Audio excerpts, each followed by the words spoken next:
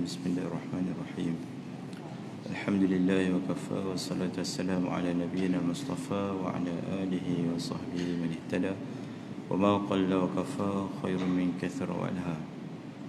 Tuan Imam, ahli datang kuasa masjid, muslimin hadirin, semua hadirat, mudah-mudahan kita sama-sama dirahmati oleh Allah Subhanahu Wa Taala. Alhamdulillah, tuan-tuan, kita berada di dalam bulan Ramadan, bulan yang mulia, bulan yang diturunkan Al-Quran, bulan yang masing-masing berlomba-lomba untuk melaksanakan kebaikan, kebajikan, masing-masing mengejar kurniaan-kurniaan Allah Subhanahu Wa Taala. Di kesempatan yang ada, tuan-tuan sekalian, kita melihat beberapa petikan daripada kitab Nurul Yaqin yang dikarang oleh Syekh Muhammad Afifi Al-Bajuri Al-Khudari Bik. Tuan-tuan sekalian, kita sampai ke akhlaquhu sallallahu alaihi wasallam al-karimah, akhlak baginda yang mulia, pada muka surat 12. Ishtahara sallallahu alaihi wasallam baina qaumihi bijami' al-khisal al-mahmudah kas-sidqi wal-amanati wal-hilmi wal-haya'i wat-tawadhu' hatta laqabuhu bil-amin.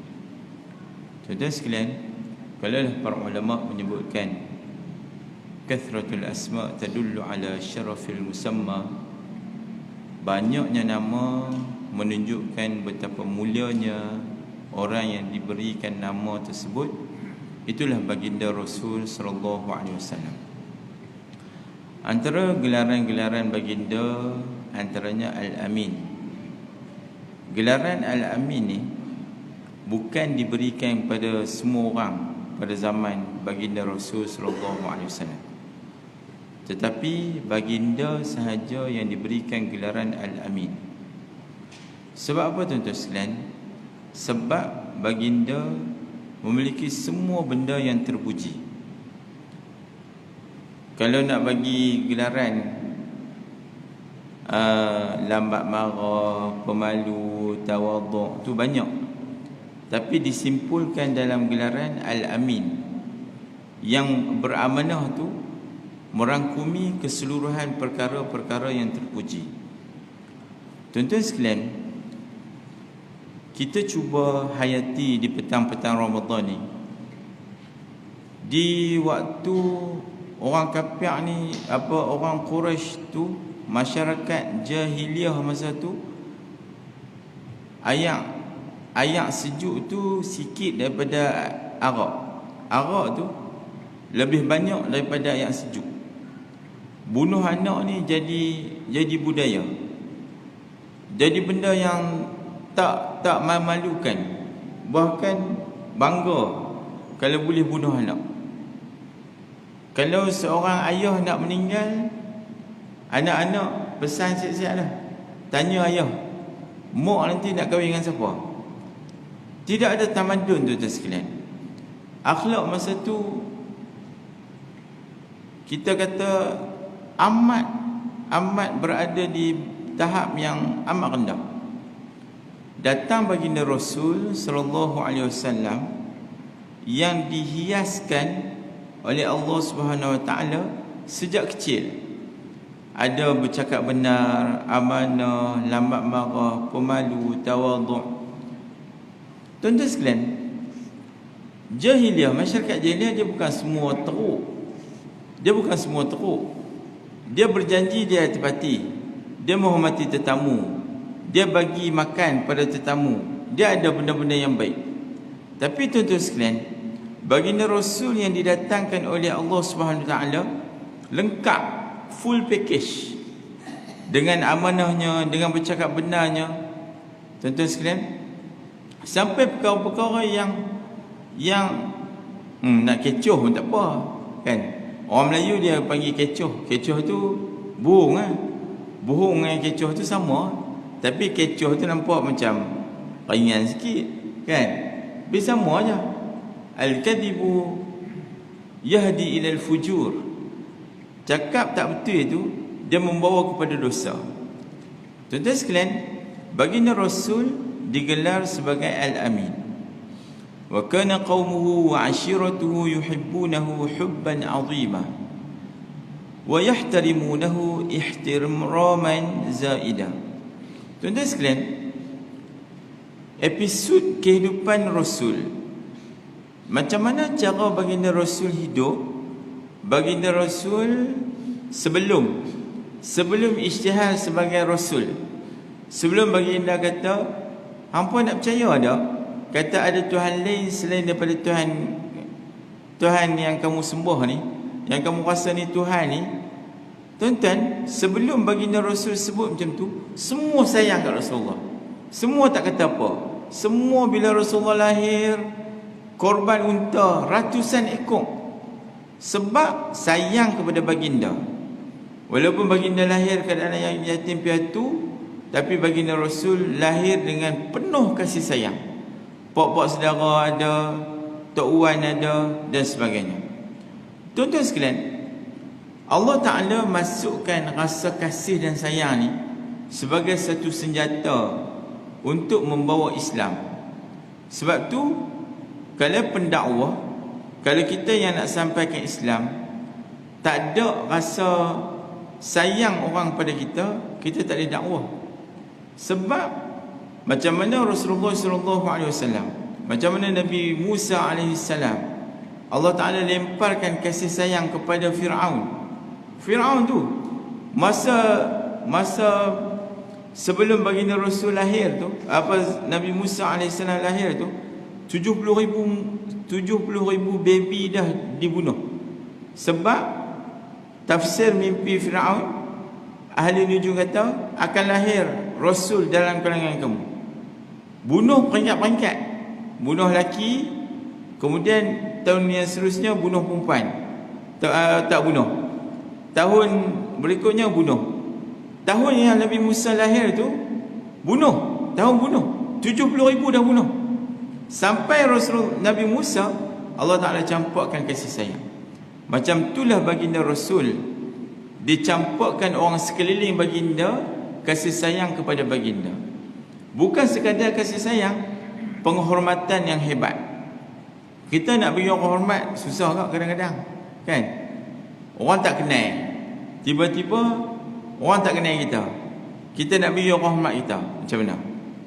Baginda Rasul bila jumpa dengan orang Madinah, kan, orang Madinah datang buat umrah, Rasulullah terangkan kepada Islam, tentang Islam, daripada satu kemah ke satu kemah. Macam mana orang yang baru kenal baginda Rasul boleh sayang, boleh hormat, sampai baginda Rasul berhijrah ke Madinah, terus buka lorong sekali-sekalinya Yahudi, kamulah wahai Muhammad jadi ketua kami, adakan piagam Madinah dan sebagainya. Kehebatan baginda Rasul SAW, Allah Ta'ala campurkan penghormatan kepada baginda. Dan tuan-tuan sekalian, kalau kita nak dihormati, tidak boleh tidak, kita tidak boleh tinggalkan tuntutan-tuntutan Islam. Dengan mengamalkan Islam, dengan memperjuangkan Islam, dengan tak tinggal apa yang Allah Ta'ala suruh, penghormatan itu akan datang.